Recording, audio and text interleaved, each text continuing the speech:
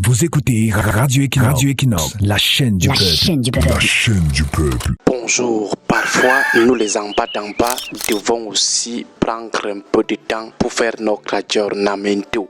Essayez de nous regarder pour voir quelle est notre part de responsabilité dans la décrépitude de notre pays. On accuse à raison la mauvaise gestion des dirigeants, leur déconnexion des réalités et leur cynisme face à la misère sociale. Pourtant, si l'on baisse un peu les yeux vers la rue, vers nos quartiers et nos petits métiers, on découvrira chez les en bas d'en bas les mêmes comportements que nous dénonçons chez les en haut d'en haut. Le bas peuple, c'est lui qui crie toujours à l'injustice dès qu'un ministre est épinglé, est régulièrement aussi coupable de désinvolture, de méchanceté professionnelle qui parfois n'ont rien à envier aux plus grands prédateurs de la République. Dès qu'une once de responsabilité ou un simple contrat de travail est confié à certains de nos compatriotes en bas d'en bas, ils se transforment immédiatement en petits tyrans locaux, faisant parfois bien pire que ce qu'ils dénoncent à longueur de journée dans les débits de boissons.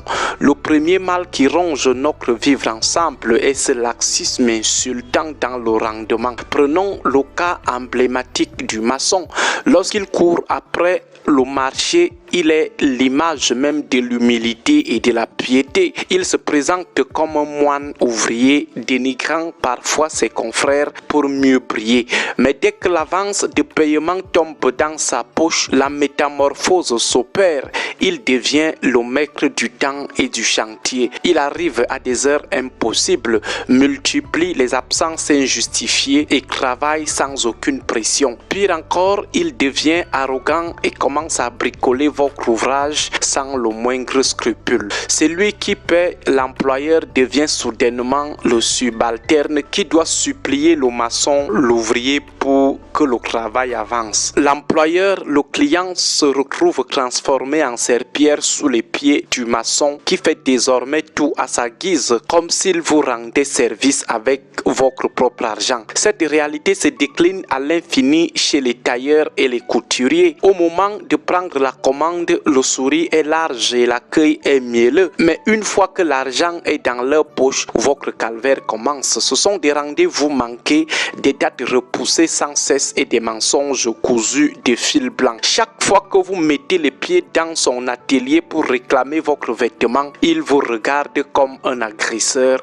comme un mendiant. Le mécanicien ou le réparateur d'appareils électroniques suit le même schéma. On se demande alors ce que ces personnes feraient si elles étaient placées à la tête d'un ministère ou d'une direction générale. La réponse est simple, elles écraseraient le peuple avec la même désinvolture que les sociétaires de l'ogre de 82. Au-delà du simple manque de sérieux, c'est également une malhonnêteté structurelle qui s'est installée chez nos techniciens. Beaucoup préfèrent mentir plutôt que de dire qu'ils sont déjà saturés de travail. Ils acceptent tout, prennent l'argent de tout le monde et vous bloquent après dans votre urgence alors qu'un autre prestataire aurait pu vous libérer. À cela s'ajoute le sport national de la surfacturation et du détournement. On vous présente des devis gonflés, on achète les matériaux les moins chers pour empocher la différence et on finit par livrer un travail bâclé qui met parfois votre sécurité en péril. C'est du détournement de fonds à l'échelle du quartier,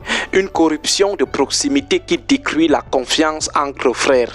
Ce comportement traduit un manque total d'humanisme et de professionnalisme. Ces prestataires agissent comme s'ils n'avaient aucune obligation morale envers celui qui les fait vivre. Les maçons, les tailleurs, les électriciens, les réparateurs d'appareils électroniques, certains sont sans cœur et ne se mettent jamais à la place du client qui parfois croupi dans la misère essaye de serrer la ceinture pour économiser la somme versée. Même devant la détresse ou l'urgence d'une situation, il reste insensible, focalisé uniquement sur la manière de gratter quelques francs supplémentaires et de détourner un sac de ciment, de détourner quelques morceaux de tissu ou tout simplement vous prendre un agent supplémentaire indu. La parole donnée n'a aucune valeur devant nos maçons, électriciens, mécaniciens, tailleurs et autres techniciens. Le respect du contrat est devenu une notion étrangère à leur dictionnaire personnel. Pourtant, les conséquences sont souvent désastreuses pour eux. En effet, après quelques années de ce manège, ces mêmes techniciens sont les premiers à se plaindre de la conjoncture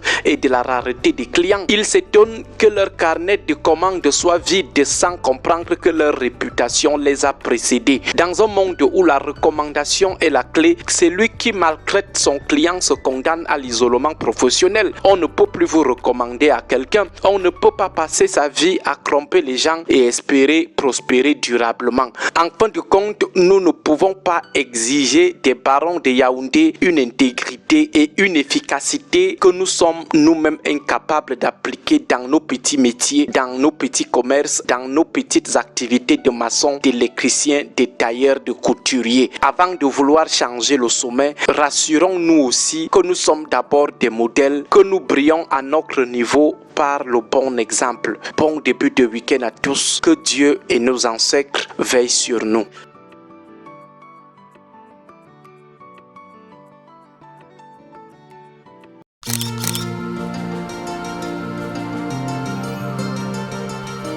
Caméra de rue.